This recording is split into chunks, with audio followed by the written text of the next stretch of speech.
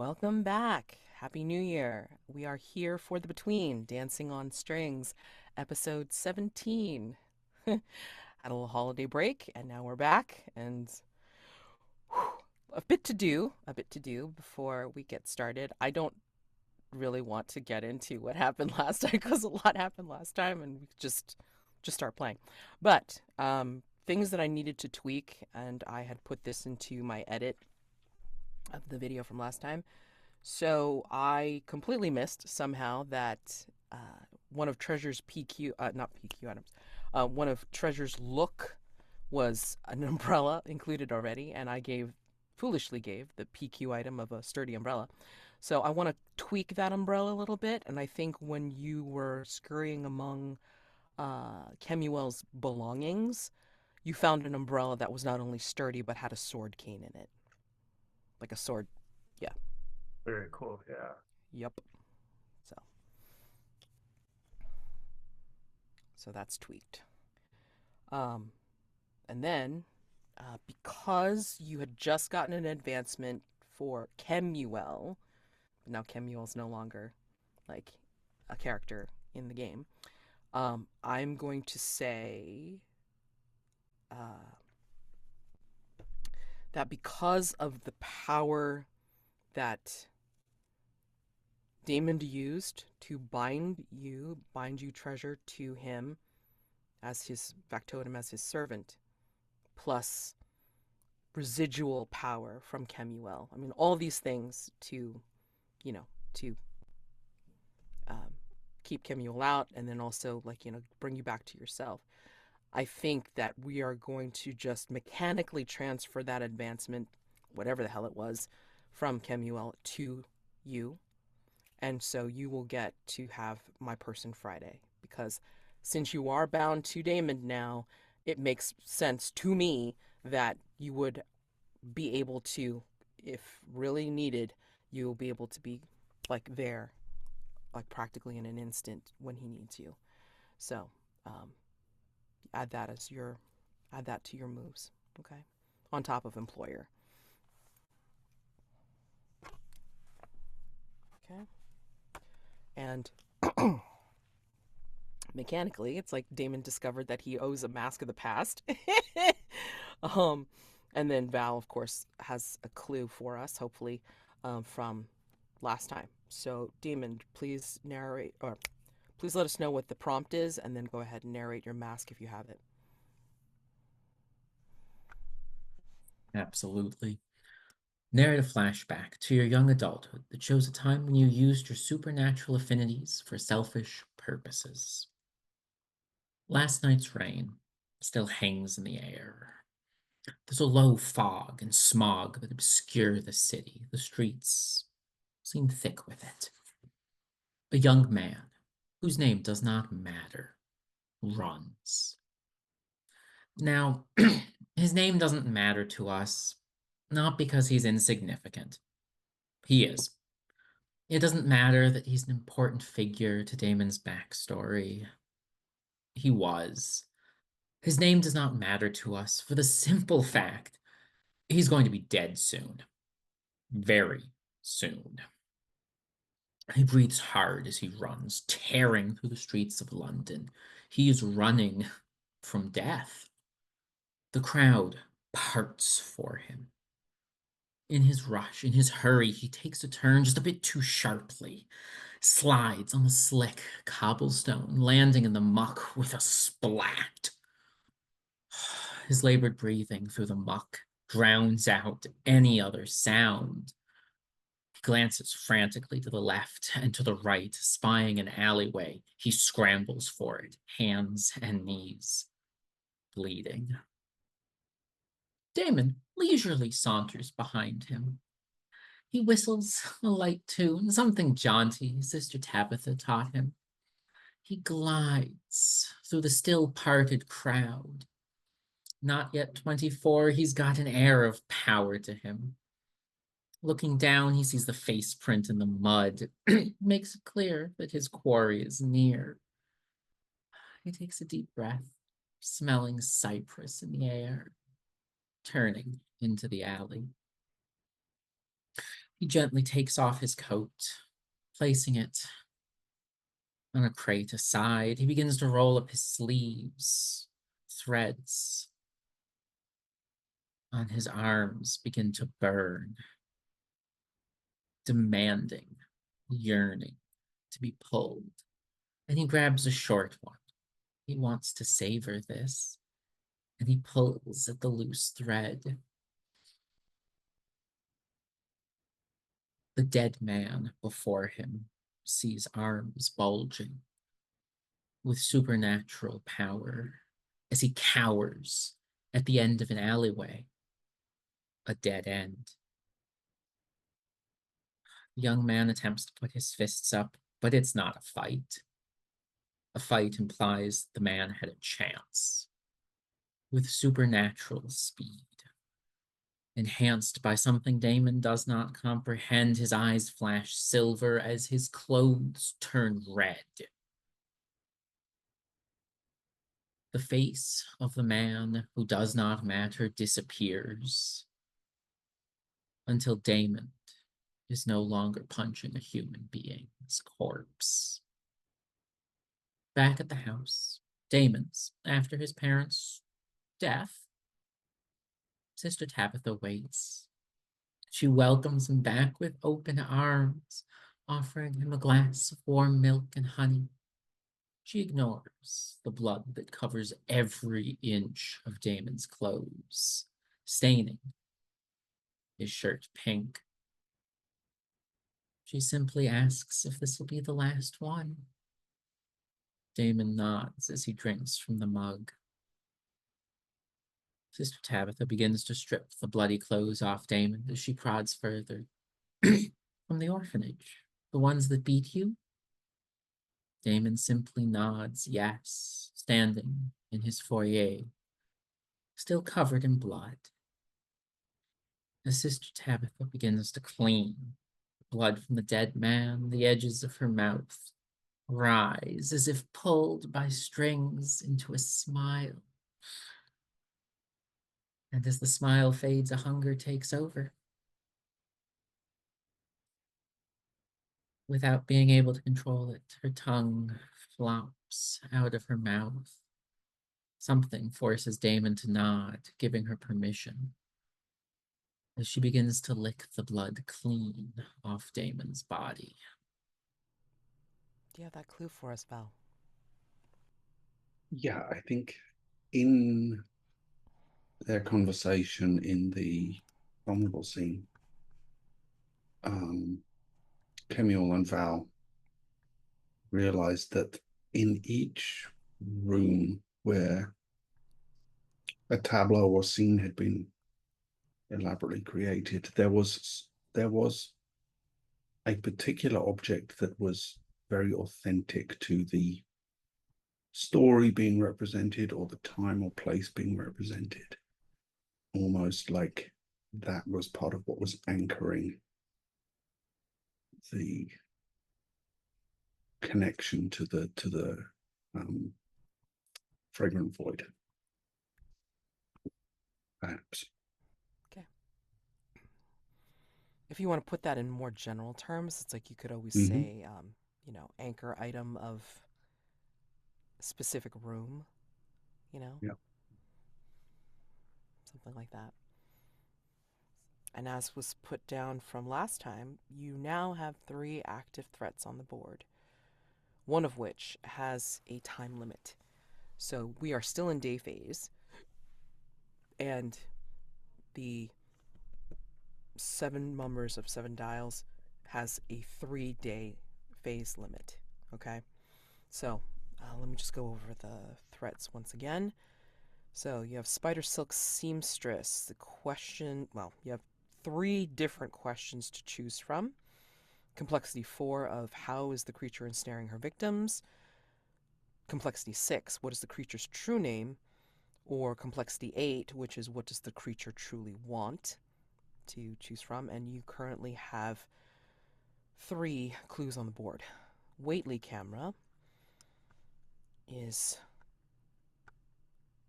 1 question, 2 opportunities to pursue. Complexity 8, What circumstances will cause someone photographed by the camera to disappear? This unlocks the opportunities when answered to not only use the camera to transport yourself to the fragrant void and make contact with the entity there, but also to allow you to find and bring Penelope Levy back. And then you have 4 clues on the board, if I'm not mistaken. Yep. And then for the new mystery, a new threat, excuse me, which, here we go.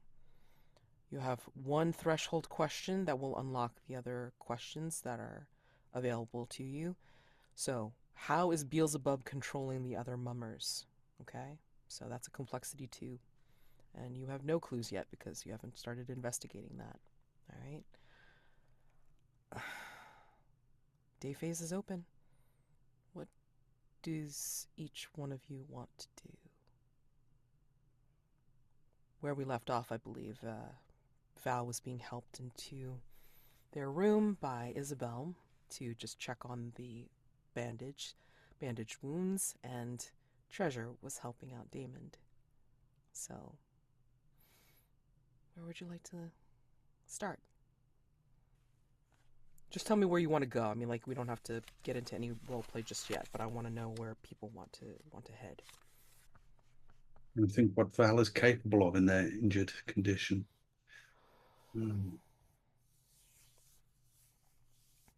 Or if there's some way that they could do some investigation from within the house. That could be a good start, maybe. Remember, the house is a lot bigger than it appears. So, I mean, you have plenty of places to look. So, Val staying in the house? Yes. Okay. Where is Daymond going? As much as I think Daymond would love to visit the seamstress, he's not the type to visit the next morning. I'd like to do something with the murmurs. Okay. You will be visiting the Seven Dials neighborhood then. Yes. We'll say that Marybelle is sulking. She let you all know, like, what was going on with the visitor at the door, and that's why you know about the mummers. But after that, they may be elsewhere in the house, just not wanting to talk to anyone. So, and where is Treasure going? I think that Treasure would probably accompany Mr. Gray unless he were to receive some other instructions about how he should direct his efforts. I don't believe Daymond would tell you what to do one way or the other for this. I think before you all head out, or while Val is I guess, roaming about the house, maybe with Isabel's help, maybe not, but before you, Daymond, and Treasure leave the house, I'm going to say she approaches Treasure rather tentatively as you get ready to leave, preparing whatever you need to prepare. And I think she may come upon you like a veiled shadow, Treasure, and just kind of gently like reach out with her one gloved hand and say, "Treasure." Yes. Yes, that's right. You say you remember me. I do. How? How much? Were you privy to Kemuel's thoughts while you were trapped? I could see and hear and perceive, but I didn't know what it was thinking. More just impressions, feelings, desire, like hungers, but I don't know that its thoughts were something that I could understand very well. You say feelings. Do you remember maybe how they thought or felt about me?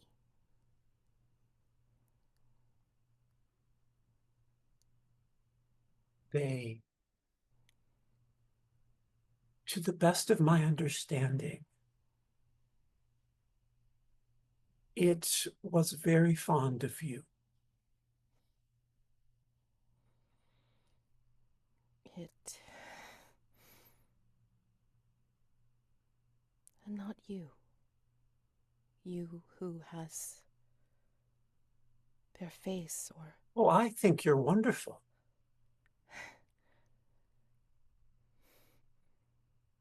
You're so smart and kind. And it didn't lie when it said you're beautiful.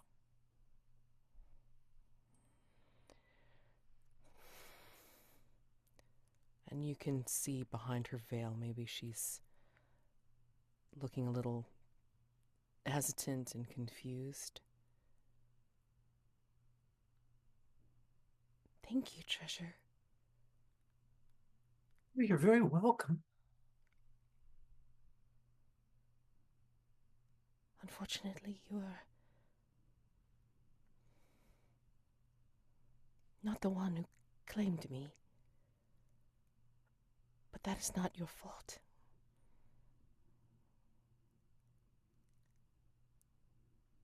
I will just find a way to deal with that. But thank you. I thank you for your insight. Let me know if there's anything you need. And she looks as if she wants to say something. And then she folds her hands in front of her, and just turns away from you, while saying, maybe a little adrift, what I need. I don't think.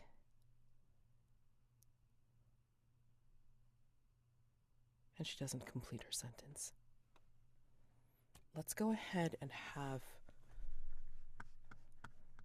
Val. It's like while I'm getting them situated in Seven Dials, it's like if you want to figure out where in the house you'd like to start searching for things, or like, going, and if you want to have Isobel with you, or to just accompany you, or what have you, just let me know. But for right now, let's see all the different fun places that you can go.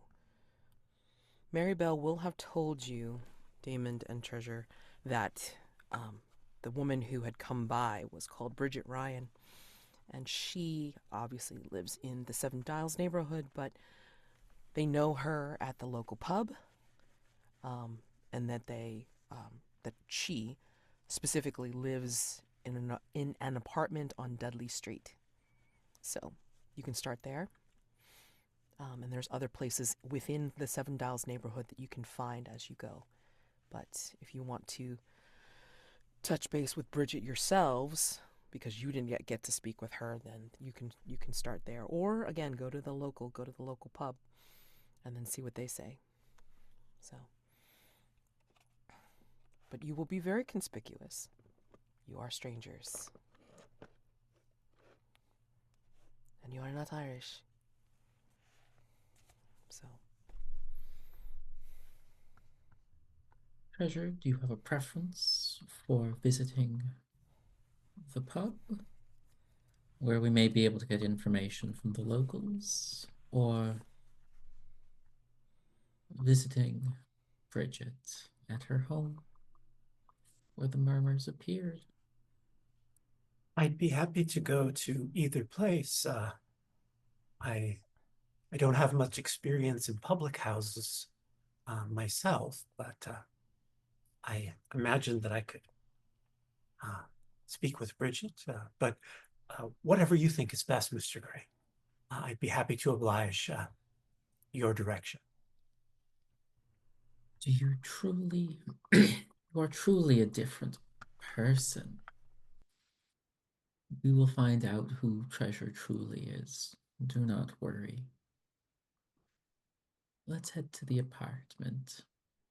Quieter setting for you to make your investigatorial debut.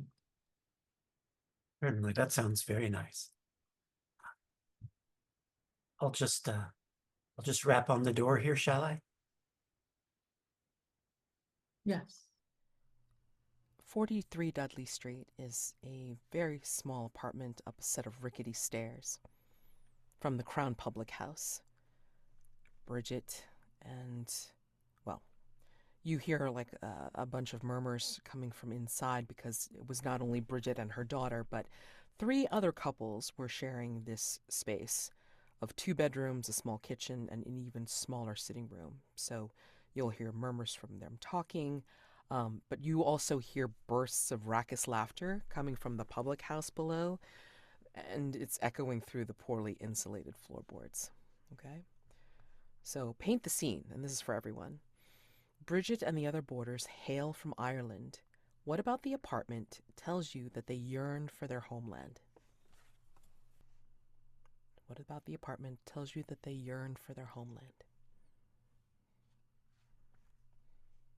There are no hints at any English religion, any artifacts of faith come from the Isles of Ireland, displayed proudly in the small sitting room, but a very clear sign of home.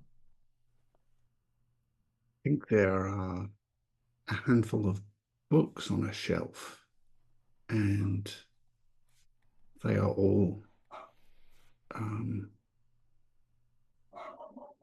books by Irish poets and writers, Yeats, Wilde, and so on. And I think in the inside the apartment, in the space above the doorway, there's a sort of wrought iron, intricate, it's roughly triangular in shape, but it's an intricate ironwork of a Celtic knot with the lengths of iron sort of weaving in and out, one amongst the other. And that's what you see. And when Bridget answers the door, I think she says, "Oh, you be from Hargrave House, do ye?" Yes, my employer, my master, Mr. Gray, would like to have a word with you, I believe.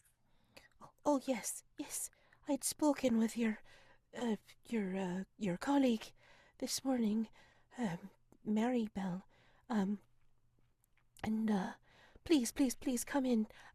I apologize for the crowded, nature of You my. do not need to apologize. Your home is lovely because it is yours and it is well lived in.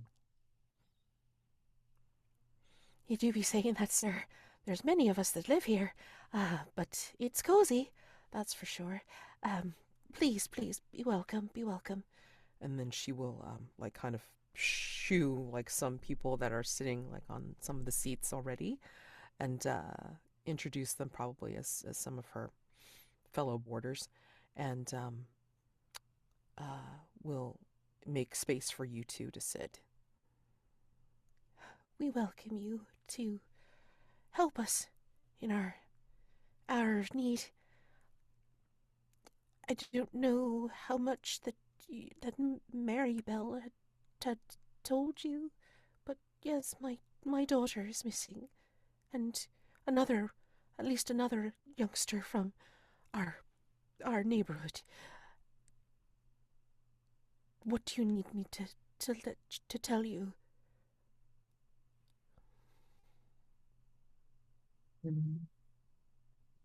Show me to the spot where she was taken from. I believe that she was sitting exactly where you be, sir. We were all amused and welcoming of the mummers when they had come. They played for us, and then that, as I said, that Beelzebub had asked us to guess who they were, and we guessed wrong. She starts to look upset because remembering that her daughter is gone. You did not guess wrong. This Beelzebub wouldn't have been satisfied no matter what answer you gave. The question was a trick. Do you mind if I rifle through this particular chair? No, I don't see why not. Let me uh, get you some refreshment. Uh, uh, Tea, ale, maybe some victuals. Ah, oh, Tea, please. And would you leave the leaves in? uh, certainly. Oh, Mary, please come and help me. And she, Perhaps I could help you. Oh, uh, certainly. Um, You'd be happy to. Thank you. I don't want to get your fine suit, disturbed, sir, or dirtied. Uh, I, quite as our humble kitchen. Oh, Sorry. don't trouble yourself about that, even a little. I'm happy to help. Thank you. and she and Mary will lead Treasure over to, like, their kitchen space, which is really isn't, like, in any other room really. It's just like, like a corner, like think of like a studio apartment, like, a cramped studio apartment where everything's like right there, but you go into the opposite corner for the kitchen. um Daymond, what would you like to do? I, I would like to search this chair, like flipping the cushion over, seeing if there are signs and residues from the taking, if there is anything supernatural that remains, or if this was in fact just a kidnapping of the mundane variety. Since you're kind of trying to reach out your senses, I would say information move with sensitivity, unless you're truly tossing and taking this chair apart, in which case it's like vitality. Damon would look about the room and see the state that it's in, and tossing this chair isn't going to do anyone any good. They'll just end up having to throw it out, not being able to replace it. Information with sensitivity. Mm-hmm. That would be a 10. So I think as you're just kind of moving the cushion about, as meager as it is, as thin as it is, and then maybe twitching the cover or the blanket that was covering it off, you find what looks like a Christmas card.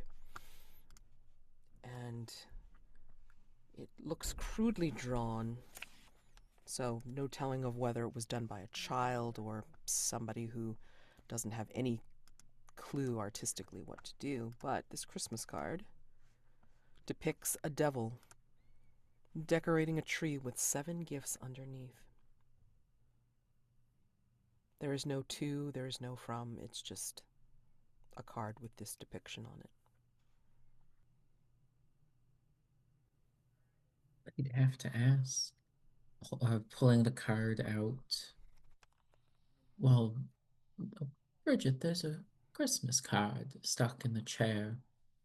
Doesn't seem to be addressed to anyone. Do you happen to remember who gave this to you? Oh, that, that isn't ours, sir. At least I do not recall anyone giving it to me or even my daughter. And then she asks among like Mary and then like some of the other boarders that are here. It's like, Did any of you receive this? and they're all shaking their heads no. We weren't even aware that it was even there, in the chair.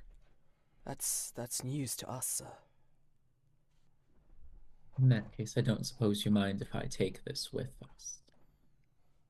No, that grinning devil on the front reminds a little too much about our unfortunate visitor. So you may please take that with you. And by this point, I think between Mary and Treasure's help, it's like she's put together maybe some tea, a little bit something more fortifying, like some ale or whatever, and also like some general um, biscuits, scones. Please, whatever you need to ask us, just let us know to see if you can help us find our missing children. I think Treasure would take the tray and set it, make sure that pour a cup of tea for Mr. Gray. Why don't Mrs. Ryan, why don't you have a seat too? Here's a cup of tea for you. You must be terribly worried. I am. The other child that's gone missing knew your daughter? Yes, they both went to school together. Matthew was one of her playmates, and he had disappeared when the mummers visited their particular door. We only found out about his disappearance through the newspaper, the local newspaper. The mummers came right to them as well, right to their home. Yes. Where did your daughter go to school? If you go down the road a piece, Little St. Andrew's Street. It's the full name is Little St. Andrew's Street Ragged School. Ridiculous, but there it is. It's not much, but it's what we're able to hold to keep the children together and provide them some place to go and learn. And I thank you for this. She's like clutching the cup that you give her with both hands, like almost trying to take comfort from the heat that it provides. I think Treasure would touch her hand and say, I know that you'll still worry no matter what, as your precious daughter has not made her way back to you yet, but take heart. Now that Mr. Gray's on this case, I'm sure he will make great progress, and we will be able to bring you comfort and return your daughter to you. Please, Treasure, I am not the only member of Hargrave House. Valentine, Marybelle, Hattie, and I feel that you're forgetting yourself are all important members. I am not the only one. We are working on this together. Oh, of course you're right. Of course you're right. The whole length and breadth of Hargrave House will apply itself to your plight, ma'am. Mr. Gray, do you care for any more tea? Is there anything else I could bring you? Would you give me and Bridget a moment and give you a look that Kemuel would know to be go sneak about and see what you can dig up? But I'm Certainly. not sure if Treasure knows. And I would like to attempt to distract Bridget and the rest of the members of the house while Treasure snoops Mhm. by offering a tea leaf reading. So the move, something along the lines of a thinning of the veil, where I have some divination tools and tea leaves quite in front of me to attempt to glimpse the future to ease their pain and suffering. Sure.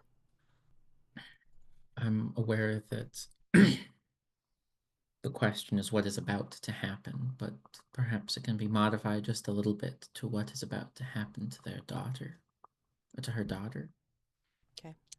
rather than about us.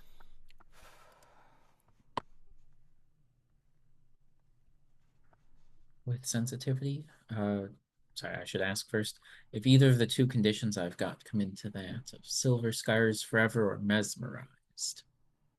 No, you're not. It's not. It's not a question about you. It's a question for them. So, yeah, I'm not In gonna. that case, a 10. All right.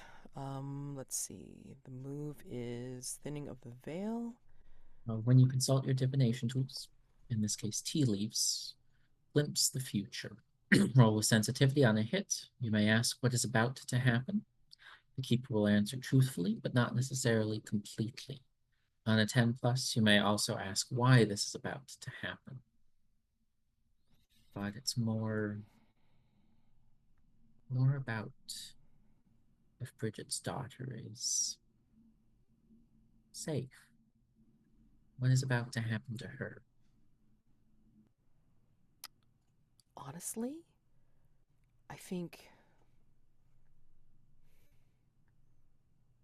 you're going to get a vision of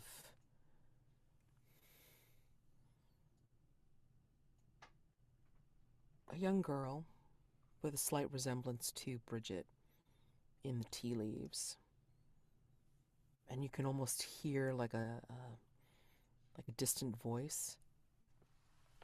Hello? Hello? Where am I? Where am I gonna go? Hello? Please? I want to see my mom. I want to see my mom. And then you just see, like in the tea leaves, like shadows crossing over this little girl's face. And then the vision winks out. Damon would put a slightly more positive spin on the telling that the daughter's alive. And she misses you deeply, but she does not know where she is, nor how to get home. But she is still alive, and she hopes to be home for Christmas. In the meantime, Treasure, where are you poking about in this very small apartment? Or how are you poking about? Yeah, I think what he would do, realizing that the others aren't paying attention, is kind of stoop down to the height of a child and sort of try to survey the space to see if there's something that becomes apparent. Like there was a space that where she kept her things, or where she slept, or what that was kind of her area. And if there's anything of note. Vitality or composure, I would think. I mean, but you can even argue reason So whichever you think makes the most sense. I think you're going about it with a very reasonable air, but I think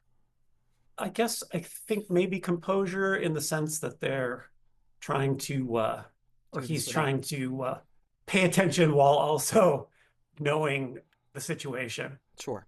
Okay. I'll take it. All right. That is 5. 3 plus Really? 1 plus 1.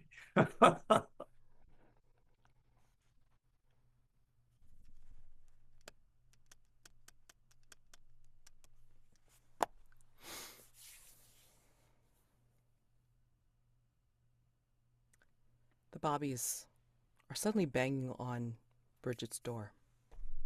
Come out of there! We know you're in there!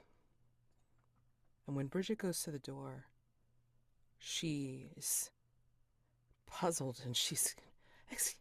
What's going on? We've done nothing. One of our children's missing. It's not you. Him. And the tall Bobby that is looking into the apartment is immediately pointing to Treasure. Seems you're in a bit of spot of trouble, my son. And will immediately come in with 2 other constables and drag your ass out. They will tell you why they're dragging your ass out, but you won't know until they do. So you can either go with this, or you can use a mask. I told you I was delighting in the fact that I was waiting for a failure. Yeah, that's awesome. That's really juicy. Oh boy. Oh, I will tell you right now that it is a bit time coming because long-term consequences coming for Kemuel. Yeah, right. Oh yeah. Oh, that's like extra bitter since it's not really Treasure's fault, but yes. I think I will mark a mask. Okay. And I can either mark a mask of the past, or I could mark I don't know what Daymond thinks about this. I could mark the Gilded Door. Yes. Sorry. Which would then make Mr. Gray most beloved. Yes. Sorry. I think we know which one Mads wants. I am so not neutral. I'm sorry.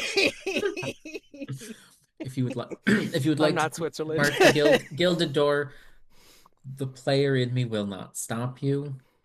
I feel like that makes a certain amount of sense too, given the context with the mastermind, Daymond. So yeah, if there's not an objection, I think I'll mark that. Please do. Sorry. I should not have so much fun with this. God dang. Oh my god. So, with a 7 to 9, you succeed. You succeed, but then you have a complication, or let me give you a clue, and I will tell you what the complication is in half a mo. And then we will head over to Val. Give me a second. As you were kneeling down and trying to get the same perspective as a child, you see something sticking out of like maybe because I mean certain pieces of furniture have to do double duty, here. Maybe there's like a chair that has like it's also a box, like so kind of like an ottoman, but I mean like it has to be some kind of storage and such and so forth, or like a folding up bed, but that it's actually their couch right now, but like it can hold several people once it's folded out, that sort of thing. But I think in one of the boxes that is actually like a chair with a back, you see something sticking out that looks not familiar or what have you. Like it doesn't seem to fit, like it's not part of the chair itself. And when you kind of fish it out, you see what looks like a handmade Father Christmas doll. But it's not as if it was stored. It's almost as if it was tossed aside and cast into the box, just willy-nilly, because it has like some dirt on it, even though it does look handmade and such and so forth. But I mean, like, it just looks even more so like hastily tossed aside into the box chair. And so that's what you find.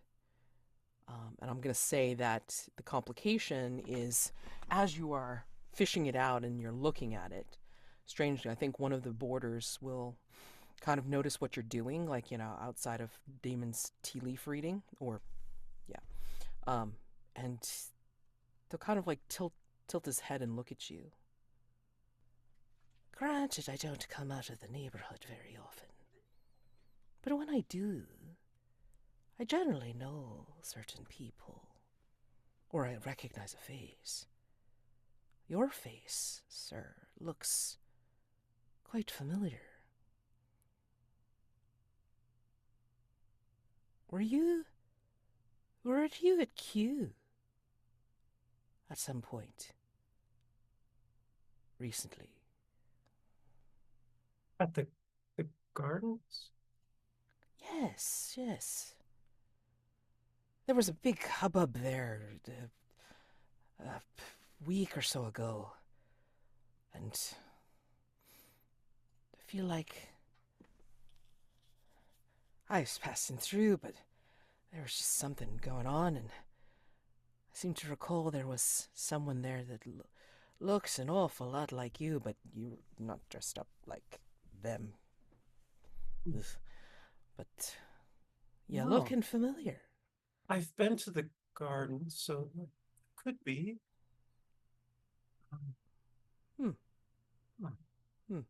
I can't recall having seen you, but perhaps you saw me from afar.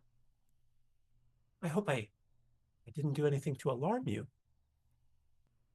Your face just looks familiar, it's all. Ah, And he just keeps up that look on his face, like, I know well, you. I'm suspicious of you for some reason, but I mean, like, I can't recall exactly what you've done. But anyway, yeah, that he's got that look on his face.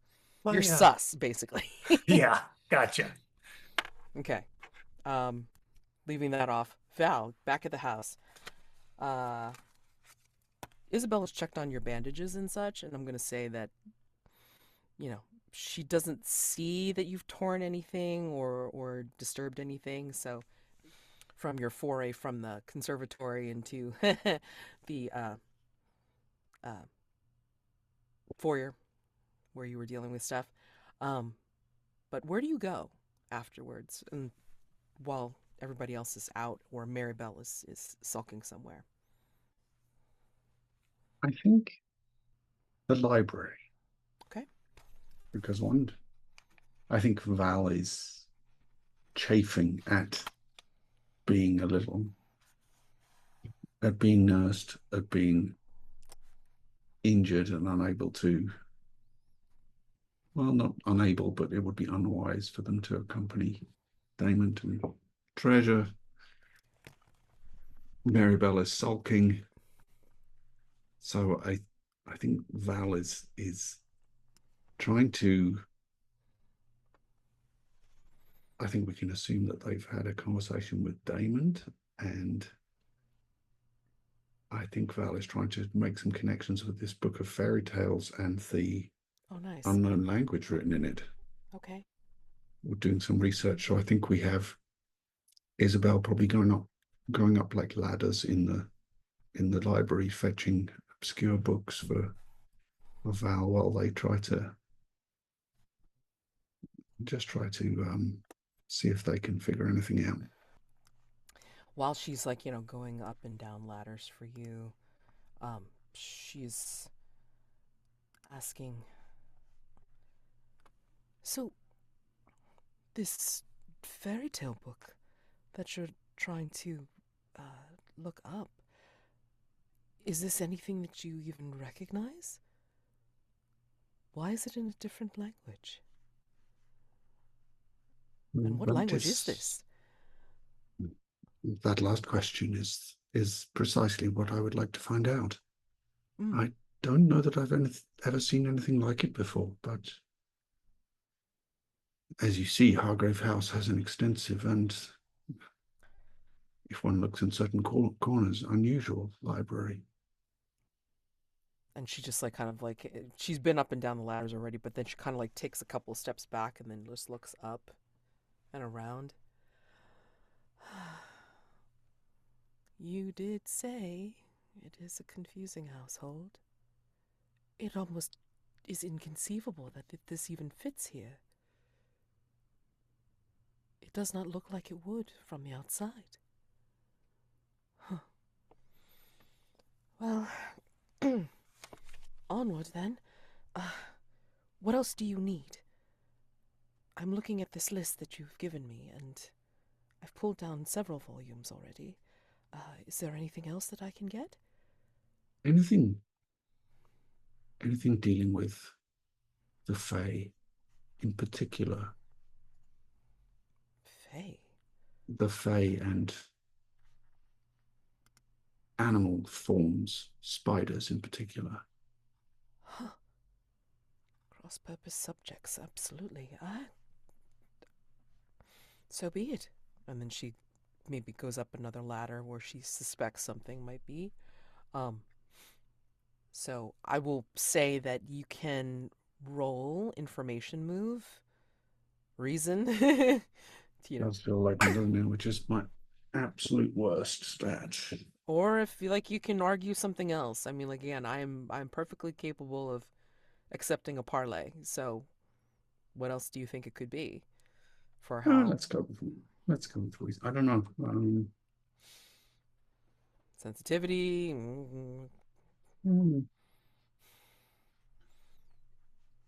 I think we'll go with reason. That seems the most reasonable. Oh, that's a 10. Oh, okay, cool. And you were worried. Okay. I think when Isobel pulls down a particular volume that may be actually it's actually written by Sir Richard, the person that was found wrapped up and I guess dried. Um, when she finds this book, actually, something falls out of it, and it looks as if it's on the same type of parchment or paper that the invitation to the autumn masquerade is on, or yeah, and but it's something weird. And she pulls it out and she takes a look at it and she says, Val, look at this. It's an overdue bill for some kind of expensive suit. And it's handwritten. How overdue. Oh, my goodness, how long has this book been sitting here? Don't know. And then she like blows off like a layer of dust on it. Nothing worthwhile is without cost, and the price must be paid. Why would it be in this volume? In this particular volume? Of something that has not been opened in what looks like years. Is there a name on the... No, not at all. Well, Mr. Gray has been to visit this seamstress. I wonder if he may recognize the writing on the bill. It's worth it. We shall have to ask him. Indeed. But how odd. Especially in a volume such as this. It is, I wonder. I would not put it past Mr. Gray to have put it there himself. Why? Mr. Gray's motivations are obscure to me at times. I'm still not even sure I understand what you were saying when you were trying to explain to me how the person known as Kemuel is no longer Kemuel, so I will just have to trust. I'm not sure I understand that myself, Isobel. It is... Well, I shall have to speak to this person when an opportunity presents itself, but I must say it seems unlikely we would be rid of Kemuel that easily. Is it truly that dangerous? Oh. His intentions were certainly that dangerous. His capabilities I do not know the full measure of, but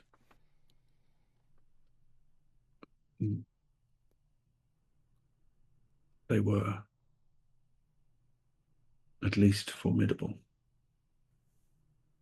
Would the other boarder in the house, this Hattie, know what became of Kemuel? Very possibly, or at least that is good thinking. Perhaps that is an avenue worth pursuing. I'll have to speak to her. She seems to keep to herself quite often. I did not feel comfortable approaching her because she did not seem to want to be disturbed. Yes, I rather fear she was under Kemuel's thrall. And where that leaves her now, I hesitate to speculate. He was that influential. Some. I don't think it could be just worship, per se. At least I can't imagine it being such a thing.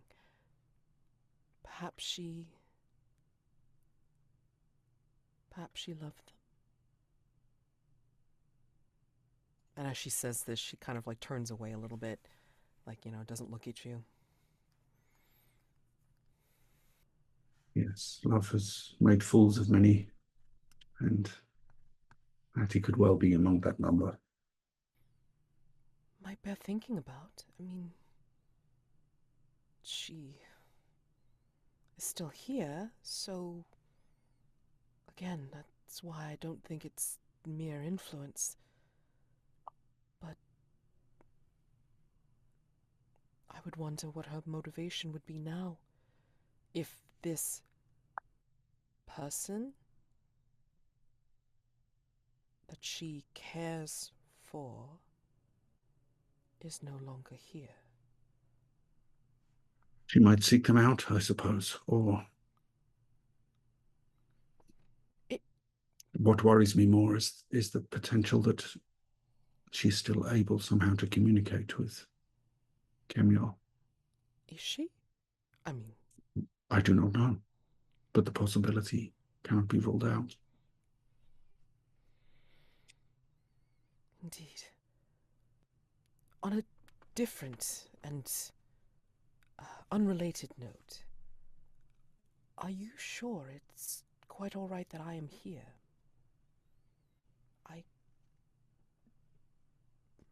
I know it's only been a few days, but I wanted to help. I wanted to make sure that you were going to be all right. I don't mind. I honestly don't. But I'm wondering if I'm wearing out my welcome, and perhaps I should resume my house hunting with Mari. You are welcome to stay as long as you wish. Hargrave House is a home to a collection of curiosities. I think So my perhaps you fit quite curiosity well then. here. So I a curiosity. And I think Val looks at her with a head cocked on one side and says, Isabel, in what year were you born? And she makes as if she's going to say, and then You need not answer me, but perhaps you see now why I put you in the category of those who would be at home in this house. that is odd that I can't answer you. I honestly don't know. Now that I think about it, I was walking and thinking about a home, a house, and then I found myself here and meeting Mari and seeking residence, and then we came upon the place in Kensington, and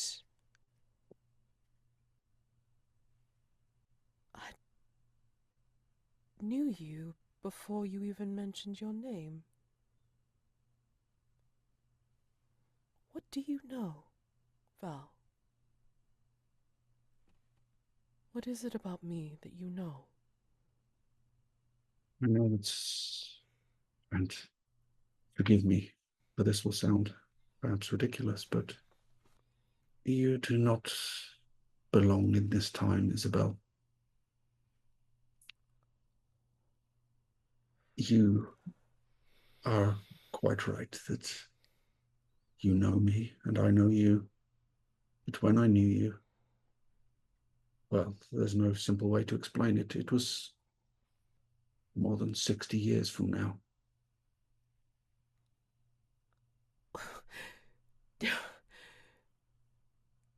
That sounds incredibly far-fetched. Are you feeling I can all only right? apologize. I should...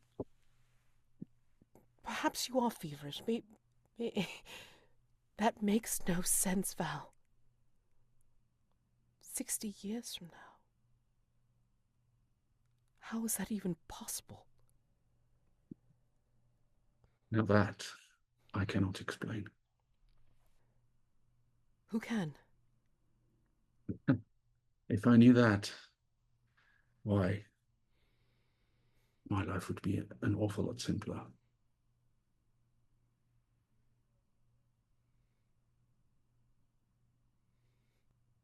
This is a lot to take in.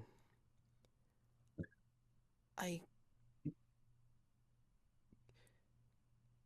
must think on this.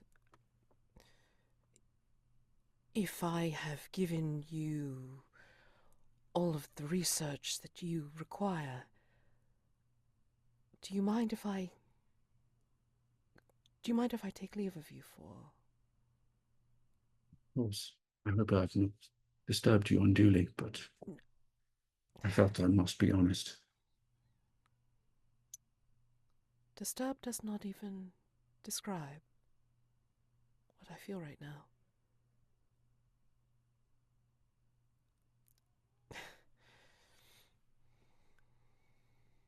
Please do not strain yourself. You do not want to wreck any of the bandaging or open up any of the wounds further. I will be back. Thank you, Isabel. You're welcome, Belle.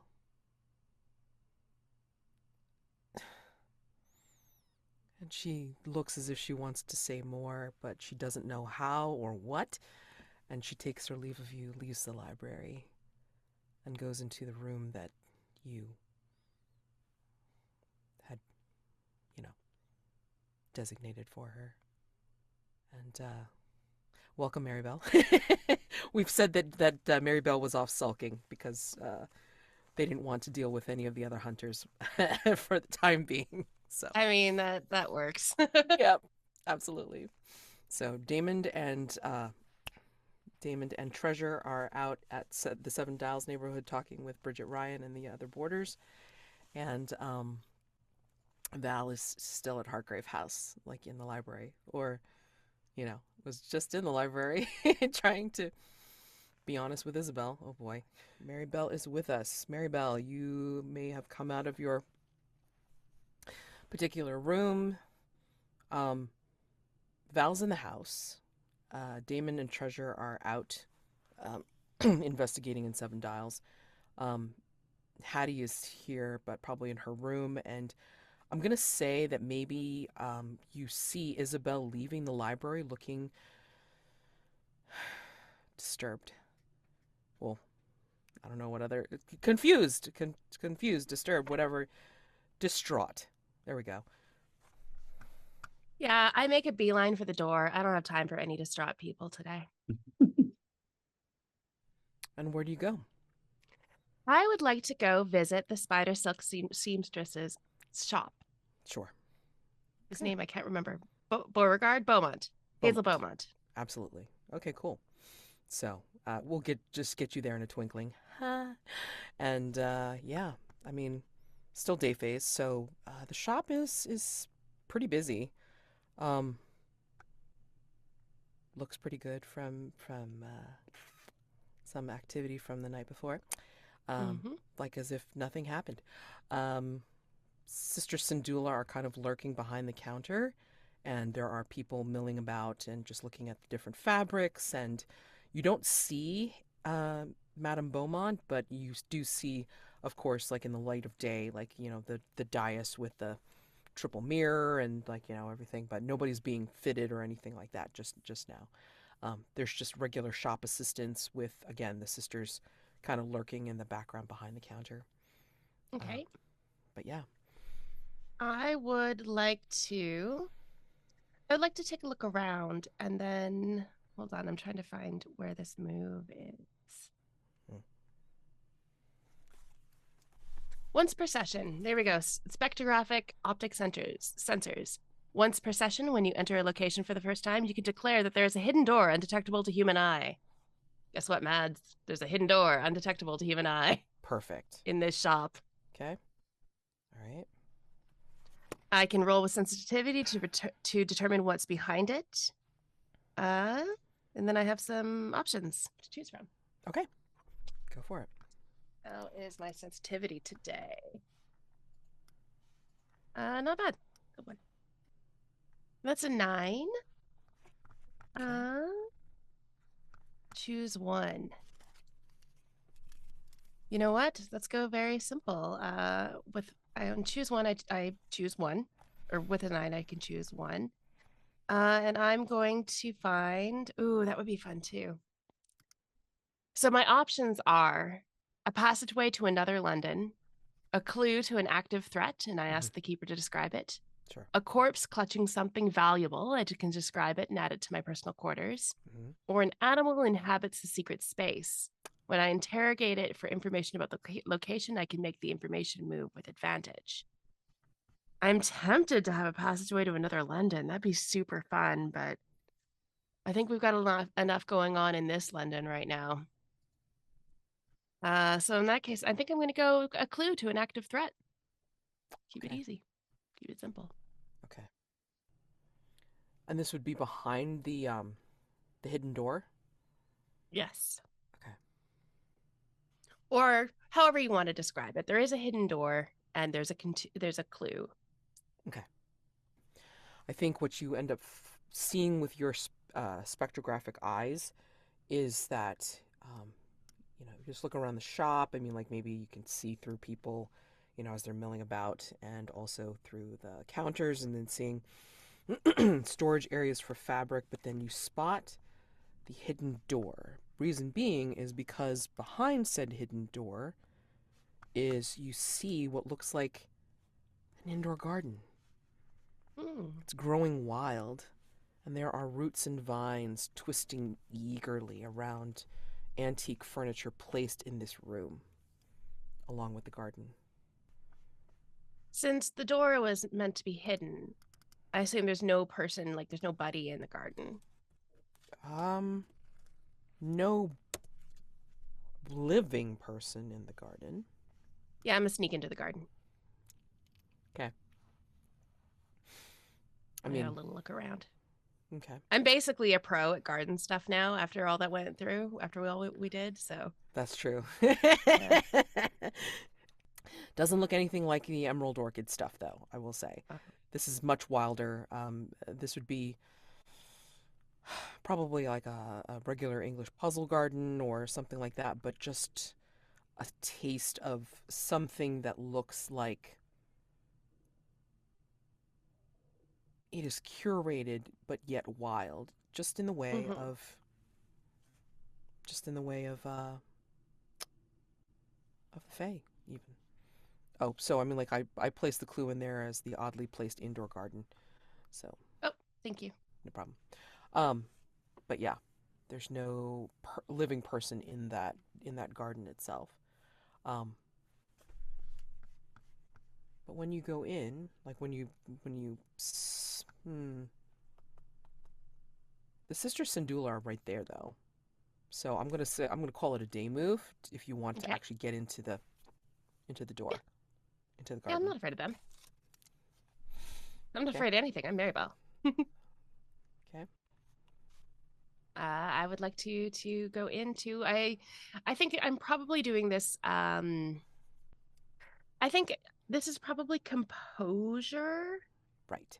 since I'm trying not to like tip anyone off that I'm doing it. What do you think will go wrong if you fail or lose your nerve? They're going to spot me and ban me from the shop, and it's going to be difficult to conclude this investigation. At least for that moment, for sure. Yeah. So, yeah. Okay. It's rolling All with right. composure. Oh, wait, hold on. Is there anything that you have, or did you get rid of all your stuff? I only have Spell of Burnt Spores. I'm gonna say by now it's like I think you're good. Like you Okay. can wipe that condition. Oh, good. Because if I had gotten disadvantage, I would have been in trouble. I rolled a 7. Would have been bad. I'm too nice. I'm too fucking nice. All right, great. Well, you make it, but I'm gonna say that there's gonna be a complication when you get in there. So It's my favorite kind of secret garden, the complicated kind. for sure. Um, let's do a little mini paint the scene for everyone. When Marybelle gets into this wild indoor garden, what is seen here that gives the impression of the Fae's hand in this growth? This is no ordinary garden. This is definitely a Fae's garden. I think when you take a look at the garden, if you actually pay attention, it is the exact mirror replica of the shop, except it looks more overtaken by gardening and woods and plant stuff. I think if you look at any plants that would normally be heliotropic, they're actually growing toward the moon instead of the sun. There's a topiary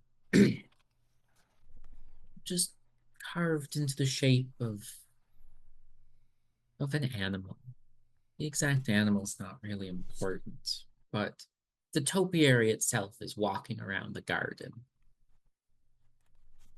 And one might not really even notice it unless they were looking closely, but there are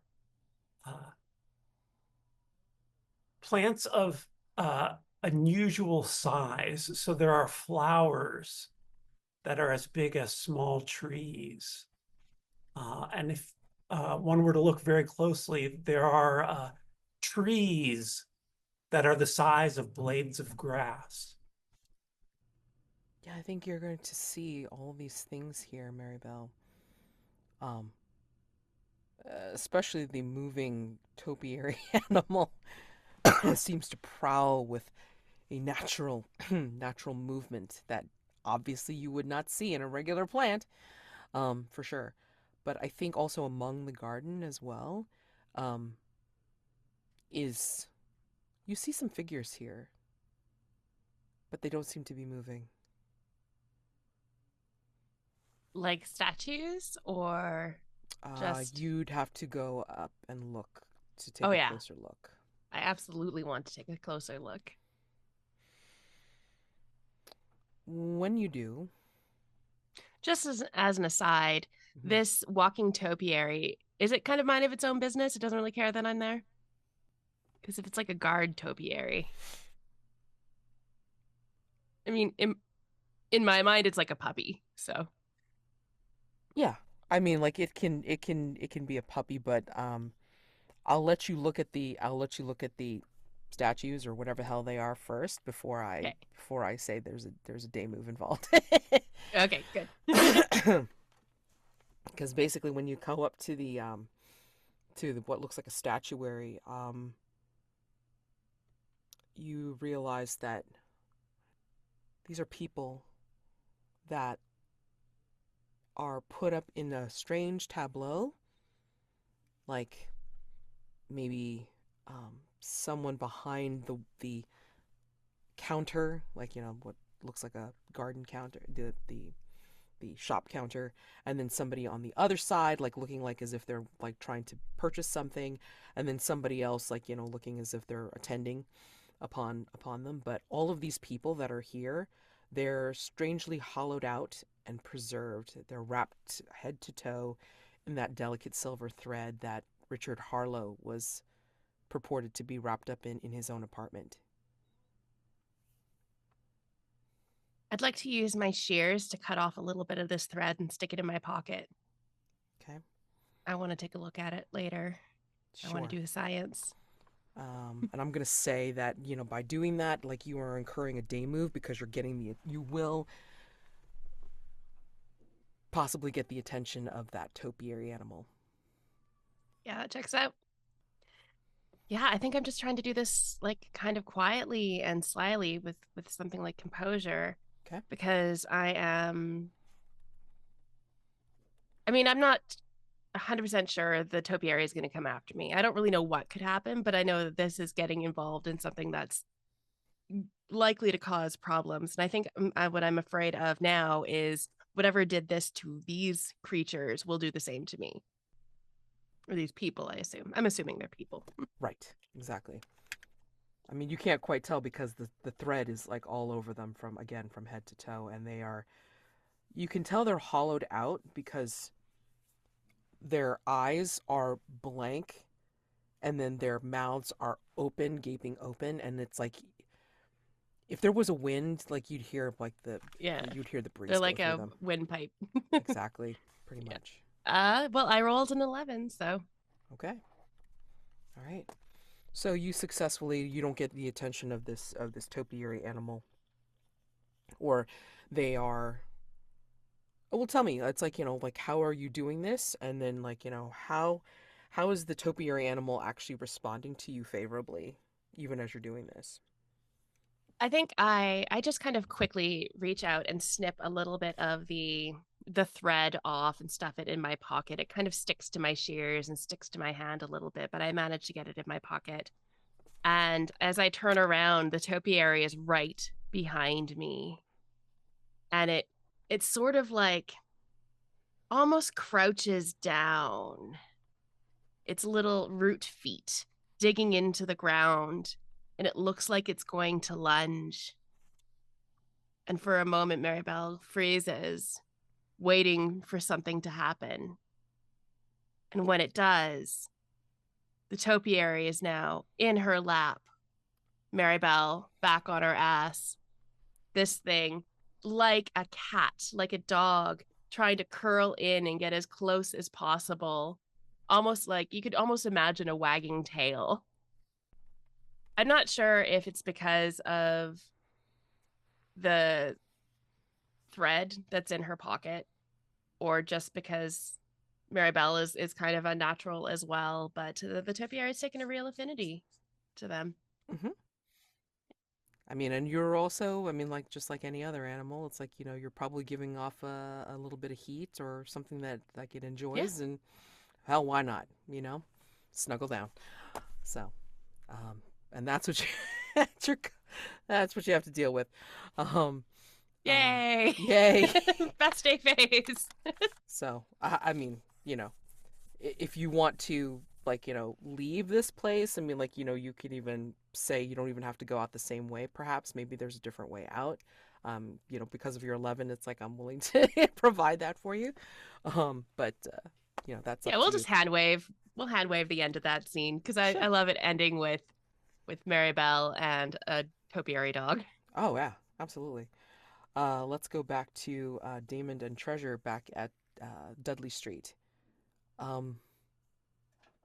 Yeah, after this boarder is looking at you with suspicion, Treasure, and Daymond, it's like, you're giving off the tea reading.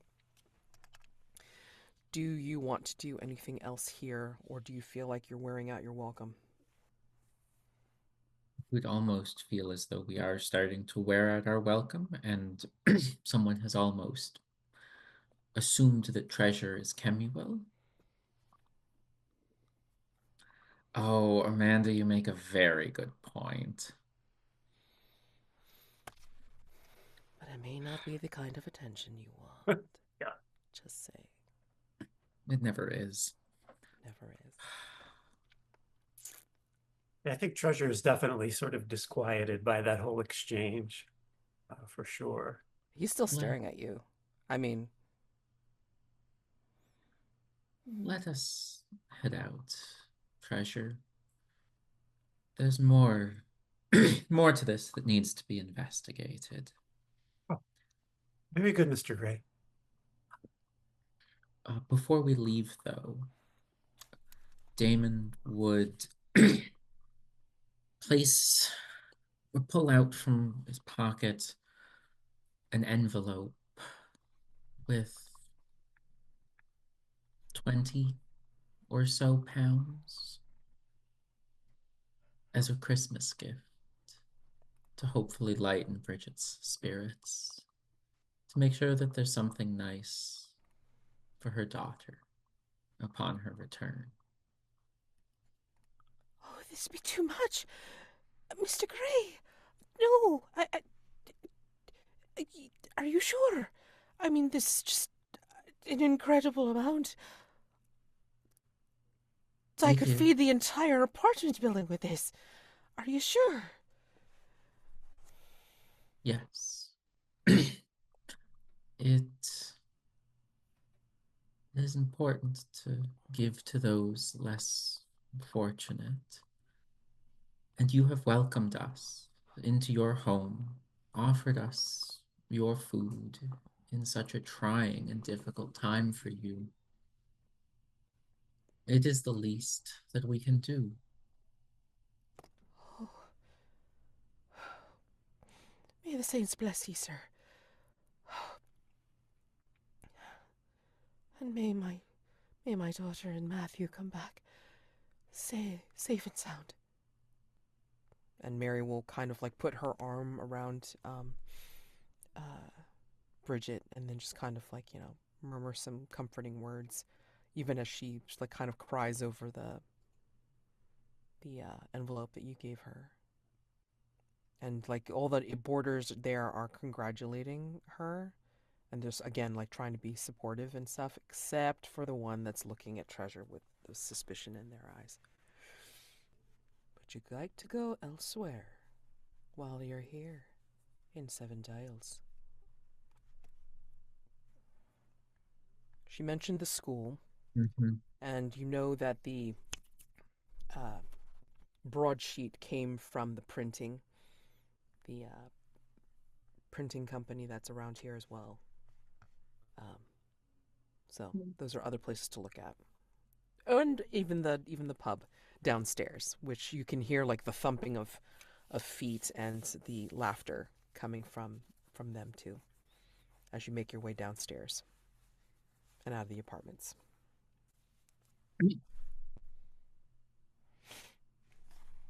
Treasure, seeing as you've got, or you had, a bit of experience with printing, shall we head to the Caterwall printing on Great White Lion Street? Certainly. They must know something about what's transpired if they were able to report on it in a broadsheet. Absolutely. When you get there, there's like shelves of broadsheet ballads, saddle-stitched chapbooks, and penny-rhymed children's books. There's the smell of sulphurous rubber glue and cheap pulpy paper. Occasionally there's a out-of-place wide-eyed student or overdressed gentleman browsing through the goods. Paint the scene for everyone. What unsettling illustration do you see in a nursery rhyme book? Paint the scene for everyone. What unsettling illustration do you see in a nursery rhyme book? I think we see a nursery rhyme about Father Christmas stuffing naughty children into his sack and taking them to the North Pole to become, workshop workers forever. We see a illustration of a very large spider dressing a man in a suit jacket. We see a puppet being forced to stab the person holding its puppet strings. And I think that there's a copy of the account of a visit from Saint Nicholas. Maybe it's even the same book that showed that earlier picture of the children being kidnapped. But this is a close-up of Saint Nick's face, and their eyes are just black, hungry voids. That's what you see in these books that are scattered around here. And around here there's like in the back, like as you like make your way among these like kind of haphazard stacks of pulpy material, there is someone that looks like they're in a well-tailored suit with ink-stained fingers, and you see a salt and pepper beard, and they're kind of like moving inventory around from table to table, but also like looking over some of his wares. This could be the proprietor of the printing shop. Ugh. You're new to this neighborhood. I am Jonas Catterwall. I own this shop. You looking for anything in particular? Well, it's very nice to meet you, Jonas. I'm Treasure. This is my my employer, Mr. Daymond Gray. I must say you have some very fine work about here. But we were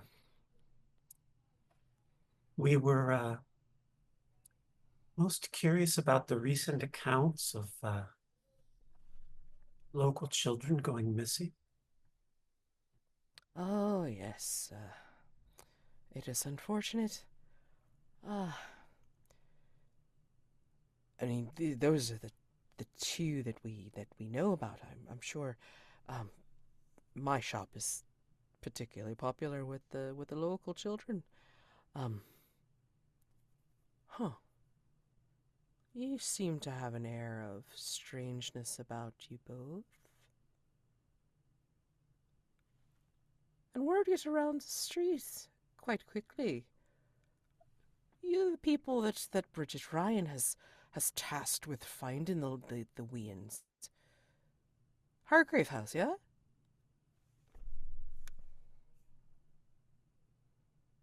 Yes, that's correct.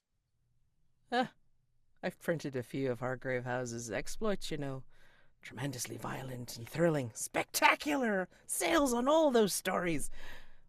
Do let me know if you have any more tales to tell. I wouldn't know much about that, but Mr. Gray has lived a very exciting life. Oh, I have great success in printing some sensationalist stories, my son. I need all the reading material I can get. Keeps me in business. So, Perhaps then, a trade. We have stories to tell and seek information. There was a broadsheet printed at this very shop that may be indeed. helpful in finding the missing children. And so, if you can tell us all that you can, we will delight and regale you with a story not yet in the papers. Really? Well, I mean, I'm assuming since you called upon the broadsheet that you must have read some of what I had written. Again, it's as reported. You know, this Beelzebub and the mummers have come and visited like these these folks with the children, and the children have disappeared after the visit, after all the caterwauling and dancing. But I'm sorry, I should be a lot more sober about it. But you have to admit these stories do get read. Information move, please, with presence. If you want to convince this guy to tell stuff, or maybe you don't have to do that much convincing, but still have to use presence. 3.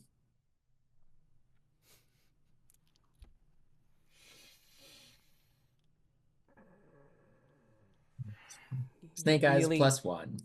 You really making it easy for me to want to do shit. You know this, right? Do it. Okay. So, as he's thinking, he turns his eyes to Treasure. Huh. You do look a little bit familiar, sir. One of the children had come by and said that there was quite the ruckus over at Kew a few nights ago, and that someone had been, well, someone had been dealing with the populace and had actually drained, if the termage is right, drained some of the people that were present, and they had pulled out some kind of identifying flyer. Where was that? And he kind of pats down his apron, and then he pulls out something from underneath his countertop and says, "Someone that looks like this." And he pulls out one of the flyers that Kemuel had distributed over at, or that Val had distributed over at the Society Obscura. Now, why would they be identifying you, sir, as the one that was, well, draining some people over at the exhibition of that great big plant? Is that one of the sensationalist stories that you have? Is it? Would you look at that? It's uncanny, isn't it? Quite. And then he does a whistle. You know, I can't do it, but he does a whistle, and then you immediately see like 3 constables, like, coming down the street. "I've got a live one here for you, boys." Is that really necessary, sir? Oh, I think it be. You might be wanting to answer to some of the things that you done, sir. I can vouchsafe to you that I I am absolutely not responsible for any wrongdoing that might have happened at Kew Gardens, despite what this flyer might portend. It wasn't just the flyer, it was like several witnesses that had basically identified this person, which looks a lot like you, as the perpetrator of that heinous deed. It's fair. It's fair. It's a And very the constables are coming ever closer. It's a very complicated situation, which I'd be happy to. In fact, I'd be happy to give you the exclusive story of the truth behind these rumors. That might be hard for me to do in the custody of constables, but I trust your judgment. In any case, I'm sure Mr. Gray will, well, you do what you think's best, but I'd be happy to explain everything to you. I can't promise that you'll, it's an astounding story. I can't promise that you'll believe it. It is a story that rivals that of the gods. So, to call off the constables, you need to put on a mask, Daymond. Mm-hmm. Or you can let this ride and then see what happens. Mark, this is more Treasure's problem than it is Damon's. Yeah, I'm inclined to let it ride and see what happens. Okay. Since we've tempted this once already, let's see how it plays out. But for sure. Since we'd be concerned about the children at this juncture, I think we'll let the constables decide, and the witnesses bear on the case of your servant, sir. But I will be taking that story, if it is truly that brilliant.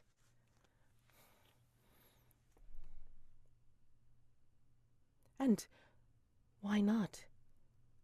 Especially if it be helping to find our children.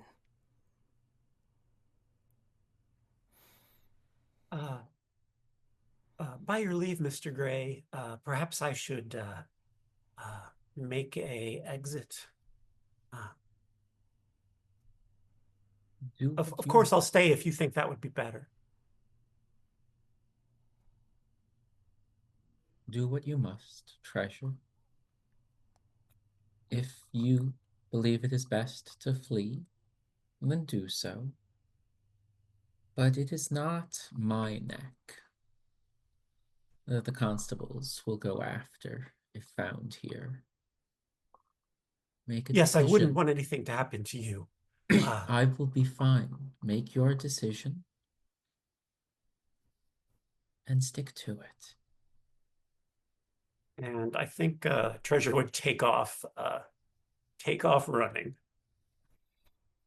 And of course, that immediately arouses some suspicion. So all three constables start chasing after you. And then Jonas will turn to you with the most innocent look on his face and say, "Now, where were we?" The problem. And Daymond will begin removing the vest, undoing buttons, with attempting to blackmail someone, threaten their friends, their colleagues, their confidants, is that one should at least make sure that one can back up their threats with something more substantial than the local constabulary. And as he begins to take off his shirt now, revealing the silver threads from the beard run through the neck, down across the entirety of his chest. And you may be wondering how I got these scars. They're not scars. They allow me to do things that make what my colleague was alleged to have done seem tame. Come, we can do this the easy way or the hard way. You've threatened my associate, and now you can either give me what we're here after. More details, the juicy gossip that did not make your broadsheet, or and he'll shake one of his hands, loosing one of the threads. Or you can pull this. And those are your two options. I give you no other choice in the matter. I think this is going to call for a day move because it's like, essentially you're basically trying to intimidate him. So, you're welcome to try again with presence, or if you want to use sensitivity because of your like using magic, you totally can. What do you think will happen if you fail or lose your nerve? I'm going to say it's with sensitivity because he will pull the thread. He's gonna just assume, oh, it's just a thread, a piece of fabric. Mm-hmm. And he's inadvertently going to force the rites of salt and smoke. And Damon's not going to remember killing him. And that's what goes wrong. Okay. That is a 10. Okay. All right. So you're basically trying to get him to pull the thread, or to threatening him that he either has to pull the thread mm-hmm. or give me the information of the bits of detail that didn't make the broadsheet. Right. Okay. Give him a 10. Yeah. I think he sees like all of the scarring, and then like he sees like it's practically like the thread is like wiggling, and like being very prominent, and so I think he's getting a little freaked out. What is this? What are you? I am no one but a humble servant, serving whichever entity needs me at the moment. That is simply Bridget Ryan.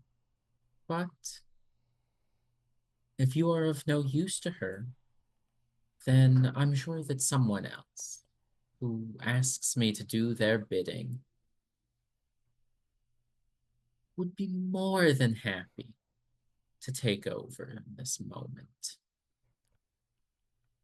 Bridget wants answers.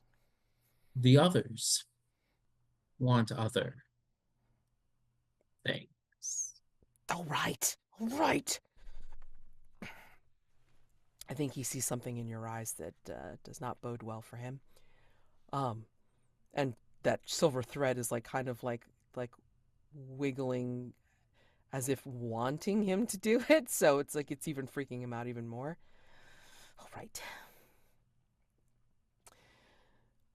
I received one of the broadsheets, and in it was wrapped a still beating heart. The broadsheet was not recent. It contained an article about a horrible trial that had happened quite some time ago. And so I don't know if that has any connection. And it was one of mine. But for the fact that I got this gift, whatever you want to call it, it's just that almost heralded arrival of this group of mummers. I don't know, but it is just what it is, and I don't want it. I'm almost willing to bet you'd want it, sir. Want it? No. Why would I want such a thing? I need you to give that to me. Children And need you to give that to me.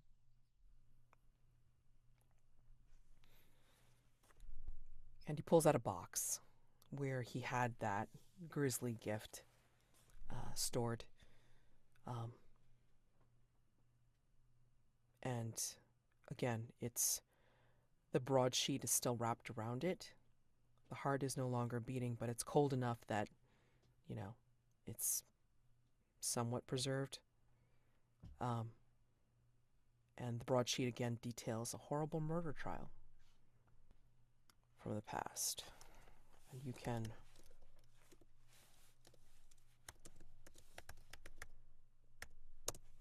contextualize that any way you like when the time comes.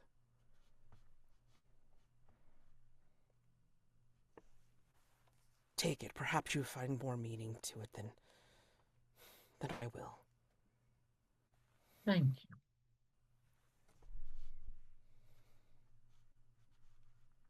And as Daymond begins redressing, hiding the fabric of who he is beneath the fabric of what he wears, do you remember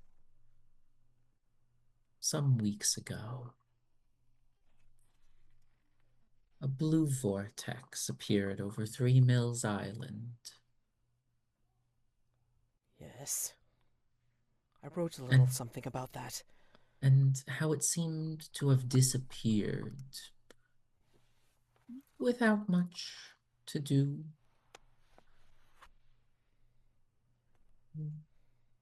Pennies reported it as having to do with monochromatic men. There's one detail they never mentioned that your readers may enjoy. That vortex in the sky had eyes that blinked back at you, that watched over us. Make of that what you will.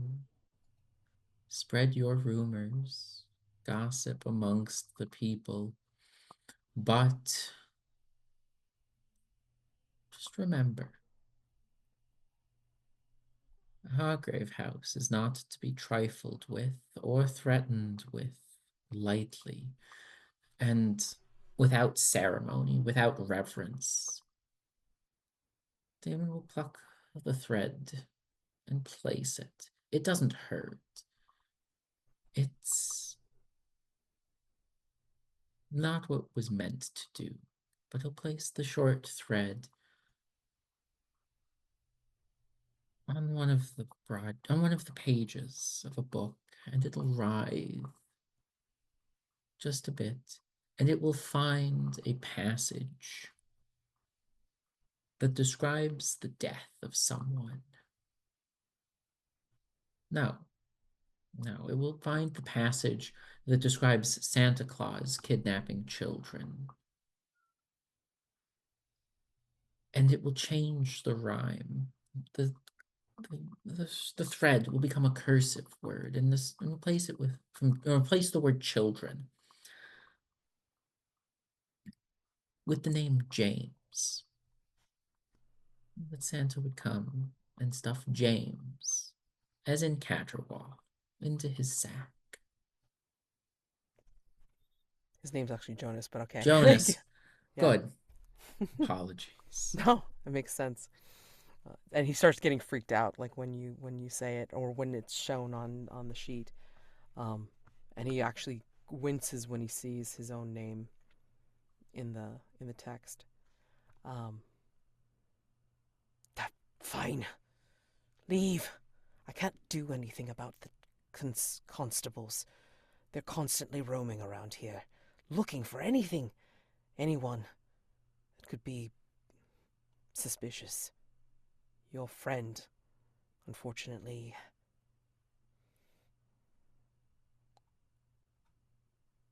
he was already a target when you came into Seven Dials. Unfortunately, my friend was born a target.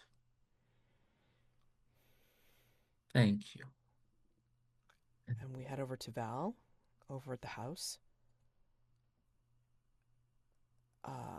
Yeah, Isobel has taken her leave of you. What do you do now? Do you continue to research through the books, or do you do something else? Yes, until such time as the others come back, I want to speak to Mr. Gray about this bill. But I think, yeah, until then I'll keep researching. It's kind of I have the bit between my teeth of this mysterious language and the hints that, well, something connected to the library or connected to the case has been in the library, because how did the bill get there? Mm. I mean, you're welcome to make another information move if you like. Again, with reason. Or if you Yeah, want to I research guess a I'll do different one way. more. Okay. A 10 again. Exactly the same result on the dice. Still spider silk, yeah? Yeah, I'm trying to figure out more about this language, or about the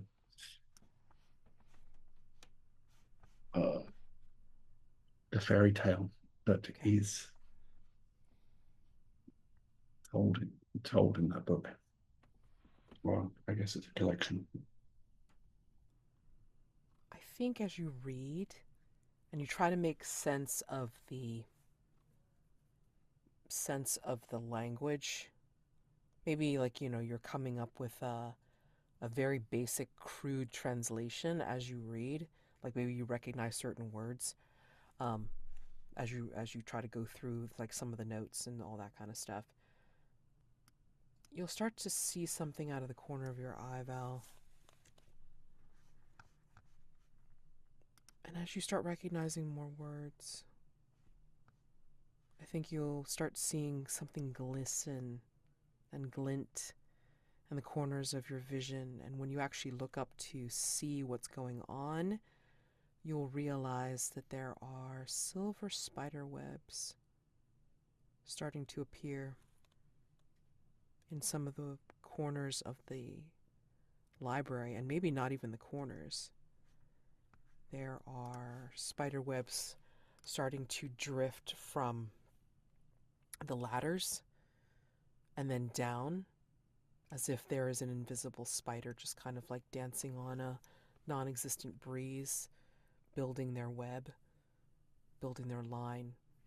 And then like it kind of like drifts unnaturally from one ladder to the next, or like across one shelf, or even like, you start to see a spider web bloom suddenly on one of the covers of a book that you were just reading. So that is the clue. Curious silver spider webs appearing in unlikely places. But you don't see the spider.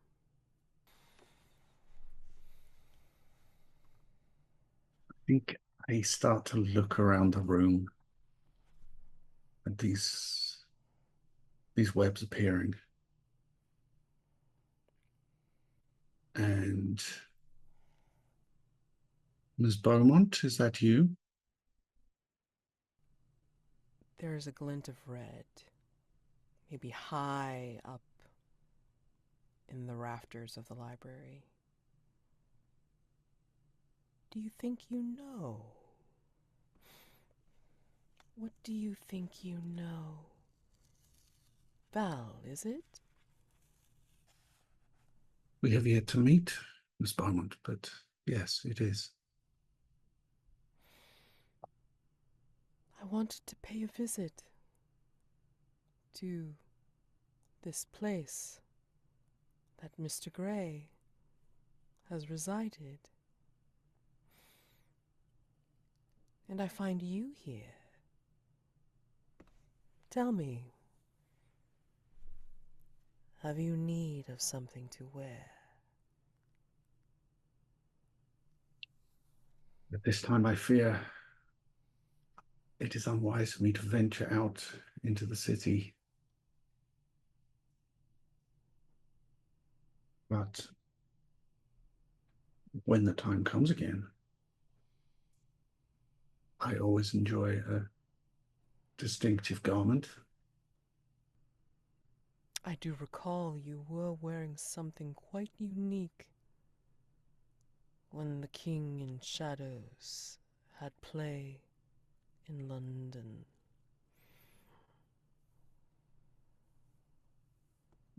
I guess my Scythian archer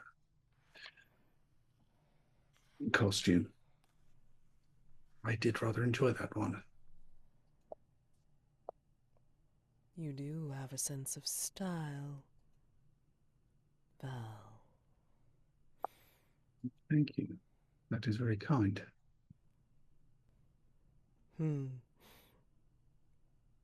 I have not been called kind for some time. Thank you.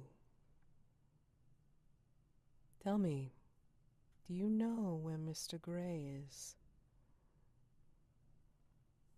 Presently, I'm afraid I do not. But I'm sure he will return before the day is out. That is good. I had sensed some use of the suit he had bought from me. And did he pay for this suit? He had. More glints of red are showing up in the rafters, although all you hear is her voice. Tell me, has another of the residents of this house commissioned a garment from you? Commissioned? No.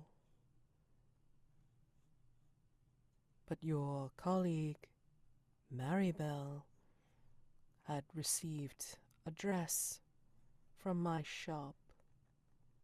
She was of interest to my assistants at one point. Marybelle is an interesting, well, I hesitate to say person, but I'm not quite sure what the word would be. Sometimes what we wear determines our appearance, helps us to become what we are to others, that which they can perceive to understand. And yet, there is a core within that does not change based on the outward appearance. True. But when the person inside changes what they wear, sometimes it has a different effect externally. Yes, I believe I know something of what you speak. You are welcome to come visit my shop when you so feel the need, Val. Perhaps I shall. Thank you. And please, pass a message to Mr. Gray.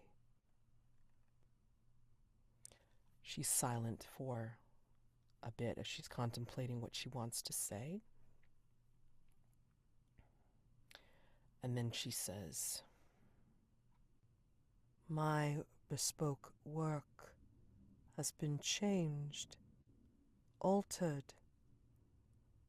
and now, since it encompasses not one, but two, I believe Mr. Gray still owes for the suit. Please pass that along to him, won't you? If I might ask, who is the other? The other?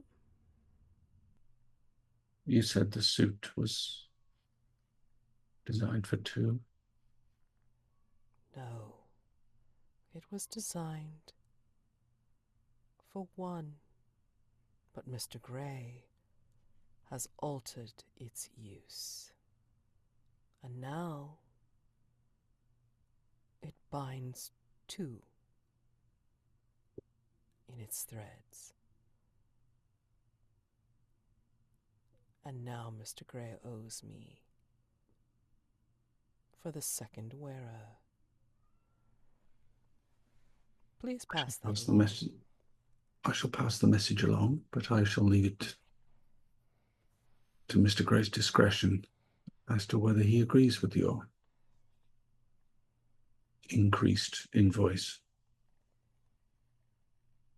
He can discuss it at any time, but the payment will fall due when you attend my masquerade. When you all attend my masquerade. And the glints of red will disappear from the rafters soon after she says that. And that's where we're going to leave you for this session. And we're gonna I think for next time, it's like I think we'll delve into jumping into dusk, or seeing what you want to do before dusk, if anything, besides any moves or what have you.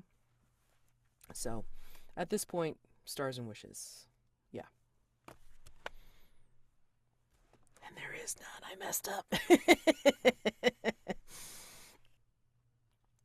Star to Rob. How could you've written this dragged out love story that I just want some resolution. I don't care if Val rejects her. I don't care if Val professes love. It's such a slow, dramatic burn. I need an ending to this. Oh, a star to mark. Treasure is not what I expected. Not 180 degrees from Kemuel, because there are still like small bits and pieces, but like a 90-degree away, just different enough that a wholly unique character. And I so want more treasure.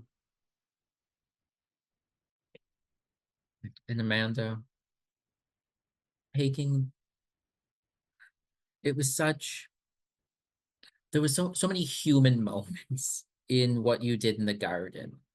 I almost thought that Marybelle was afraid when you froze. And it was just that split second of, oh God, Marybelle's actually afraid, before you put logic behind why you were pausing. And I don't know how intentional that was, but Marybelle was human for just the briefest of flashes. And to start to Mads for being incredibly biased. A wish, more of this. Delightful. You're all fantastic. I want to give a star to Mads for turning Val, stuck in the library doing 2 information moves into like 2 really quite compelling scenes. So yeah, I wanted to honor the condition that was imposed on Val from the previous session, and like not have them like just straight off gallivanting around London or anything. And it yeah, I wasn't quite sure where to, like, okay, what can I do? So I'm scouring all the clues and the threats and thinking, okay, I'm just going to try and pull on this thread a little. And yeah, from something that could have easily been very much nothing, you kind of pulled out some interesting things for me to bounce off of. So that was great. Yeah, Treasure, I'm looking forward to when, like, I'm trying to figure out what Val makes of this entire situation. I don't think I have quite got a handle on it yet, because Val was not a fan of increasingly not a fan of Kemuel. So, and yet I think Val probably has the same question about Treasures as they do about Marybelle. Like, what are they? What is this creature? So that's going to be fun to a fun thread to put on in future. Yeah, Daymond, just love the threatening manner, and yeah, and just I could see how interesting some of the decisions and like deciding whether to use masks or not. That's always so fun to watch people wrestling with that and figuring out what's the most fun story option. So yeah, and now most beloved too. Wow, that's going to be. I want to see what that means, because now every entity is after you, not just various horny book ladies. So yeah, good stuff. I'm glad to be back after a little break, and looking forward to the next session. Yeah, I thank you for everybody for your patience. Well, I accidentally missed the first half of this session, but coming in where I did was just incredible. Like, Mads and Rob, that scene with Val and Isobel was intense, and I'm really interested to see how that's going to go, how Val's going to feel about it. We don't get a lot of how we don't see a lot of extreme Val emotions, So I feel like this could be one of those moments where something could like pop out. So I'm looking forward to Val losing it at some point. If they even know how. I don't know, maybe they're too like closed up to really lose their minds. But we'll see. I'm sure we can find a way. Mark, the whole thing with Treasure and how he is reacting to having been Kemuel, and Madsy throwing in all of the delicious drama therein, it's super fascinating. It's a side of a Factotum story. I mean, I don't think I've ever seen or heard where he wants to be an awesome Factotum and he keeps getting interrupted by his previous life. And I really like it. It's really cool. It's dramatic. I love the drama, so I'm looking forward to more of that too. And I know I said this in chat, but I love Scary Damon Gray. Scary Damon Gray's the best. So fun, so much fun. I'm really excited to see how this Most Beloved thing turns out. I'm excited to go back and listen to the masks that I missed. I think it was at least one. I've heard it's pretty intense, and I'm excited to listen to that. But I'm really looking forward to the Most Beloved stuff and seeing how that all plays out, and see how Marybelle thinks about it, because I don't know what Marybelle's thinking right now. I think their head's a little bit not screwed on tight enough. We'll see what happens. Yeah, this is so great. I'm so happy that I didn't miss the full session because I would have been really sad about it. So thank you all. I'll go. Yes, Amanda, star for the image of the prowling topiary like turning into a like cute little pet in Marybelle's lap. That was such a fun transition from something that seemed like it was going to be threatening to something really, really cute and charming. Mads, star for, in particular, for the portrayals of Isobel and Hattie and their reactions to the situation. And like, I'm so impressed with like the amount of, a lot of it's just in the moment, but the sort of depth that you bring to their reactions to the things that are happening. It's never what I would expect necessarily. And it's always really fascinating, really dramatic.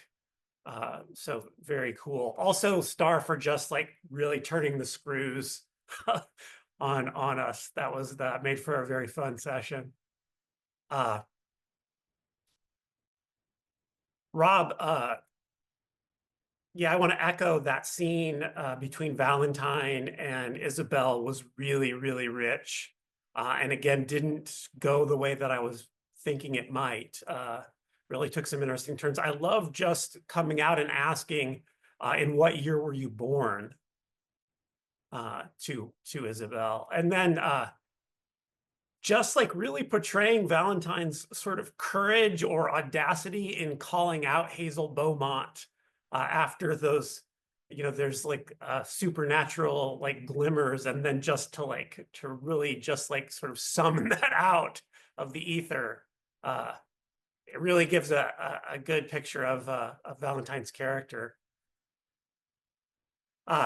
Jeremy, I have to star for the mask, and particularly the Sister Tabitha cleaning off the blood. That was intense. And I really loved the transition. It's amazing how Daymond can make these transitions from being so kind, so generous to Bridget in one moment, in one scene, and then so terrifying with the printer in the next. Really, really fun to see that contrast. And yeah, I'm looking forward to some night phases, seeing maybe some of these threats playing out, because everything feels really fraught right now. Oh my God, I'm so glad to be back. You guys are, as always, wonderful. Just make this so much fun for me. Thank you for failing some rolls because I just really wanted to turn the screw on the fact that, I had not pulled out the consequences on Kemuel. And how delicious was it that Kemuel is no longer Kemuel, and it's now, unfortunately, Treasure is taking the brunt of it. So thank you for giving me that opportunity. I mean, the reactions were wonderful. I mean, using a mask to try to avoid that in the first place, but then going back and say, the fuck it, just let's just see where it goes, which is great. I always enjoy that decision as well. But yeah, I mean, it's always a toss up for me as a keeper because I'm just kind of like, I want to hear the masks, but I also want to see how much trouble you guys want to get into, and it's wonderful. So yeah, Mark, thank you for kind of running with it, even though it was kind of on Damon's failure. But I mean, in a way, it kind of because it just to me was showing how tied together you two are now. So when something happens to one, it may bounce off on the other. So I mean, regardless of most beloved status, it's kind of yeah, I mean, you two are a pair, and I think I kind of echoed that and mirrored that when Hazel Beaumont brought the whole suit part into play. So yes, I mean that's gonna come back and bite Daymond in the ass, which it's starting to, for sure. And Rob, thank you so much for those scenes because I honestly was not expecting Val to come out and really confront Isobel with you're not of this time. You are a curiosity. Who are you kind of thing. And was not expecting that at all. And I think we might be poking at Val's point, at Val's not breaking point necessarily, but like Val's tension point, and it's going to be interesting to see like how much more is needed to poke it over. I don't know. I'll have to see. Jeremy, I am always impressed when you utilize your magic. Again, that mask, like everybody said, was fabulous. But the whole like intimidation, just hinting at like, hey, look, man, this is the scarring I get for doing all the fun things that I do, and you threaten me or threaten those that are, under my auspice, then you're gonna get it. You're gonna get it in some kind of way. And again, like kind Daymond is way different from scary Daymond, and it's great. I love that dichotomy. I was going to pull that taunting uh, entity voice out, but I'm like, you didn't need it. You absolutely did not need it. You did it all yourself, and I'm like, I'm not gonna get in the middle of that. Nope. And then Marybelle, like, just the whole, utilizing your ability for Beaumont's shop, and then finding the garden, and then just dealing it with a very, a very reasonable air. I mean, like, you're going to seek these things out and find what you're going to find, and we'll see how much further Marybelle gets to be involved in this sort of thing, if you want to continue on with Hazel or investigate one of the other threats too. I mean, like, it just shows like Marybelle's efficiency, but also shows like, certain things are affecting her in certain ways. So I want to see more of that. And Mark, I mean, I'm so sorry I'm beating up on Treasure, but again, I'm just enjoying this a lot, and thank you again for going on with it. I appreciate it a lot. So we'll see how this goes, because as we know, night phase could bring on even worse things. So we'll see what that means. I'm not sure yet. And like, looking at how many clues are being built up for the different threats. I mean, you guys now have 6 clues for Spider Silk. You have 4 still for Whately, and now you have 3 for 7 Mummers. So conceivably, like, when we start next session, I mean, you could be answering some questions. Who knows? Before we get to Dusk Phase. I'm just curious to see what you guys come up with. So you have a week. See what you think. I mean, like, if you have a theory, working theory for any one of these things, then just go for it and like see what happens. So again, stars, wishes, just to see the chaos run. I mean, like, I'm trying to remember all the different little things that could cause problems and trying to throw that back in your teeth, because I know this group pretty well now, I think, and I think you guys enjoy that. So I'm willing to give it to you, especially as we near the end and you guys go through the different threats and resolve them. I'm anxiously awaiting for you guys to go to the Fragrant Void. That's going to be fun. Just to leave off this particular session, I'm going to have 2 small stingers.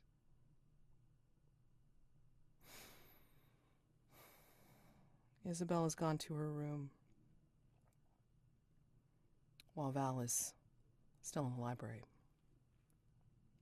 She becomes restless and decides to put on her hat and her walking cloak and such, and goes out of the Hargrave House to just think about what Val has said.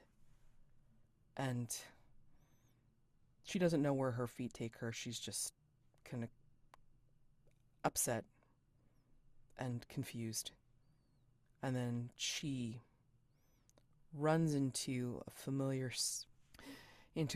suit, and as she looks up from the shoes and the dress, and then looks up into Mari's inquiring face. "Oh, Mari. Sorry, I hadn't gotten back to you. I was caring for Val. And Mari doesn't say anything, but just kind of nods understandingly. And Isobel will just kind of turn to her after looking in the distance for a moment. You said you were going to show me some more homes, some more residences to look at.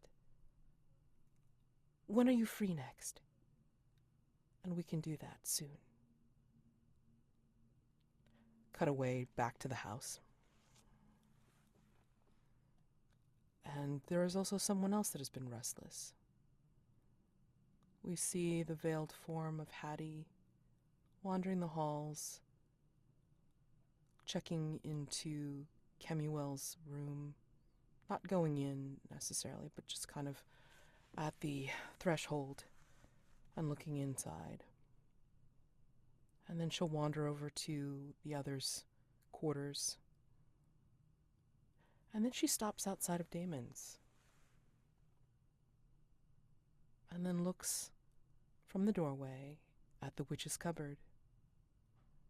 And the camera pans from her perspective and zooms in on an innocuous bone crown that sits in the middle of the witch's cupboard. And as it zooms into the crown, and we see a glint or a wisp of something crawl from an eye socket, we pan back to Hattie's veiled face, and we hear, Hattie. Hattie. And that's where we leave you. Until next time. Happy gaming.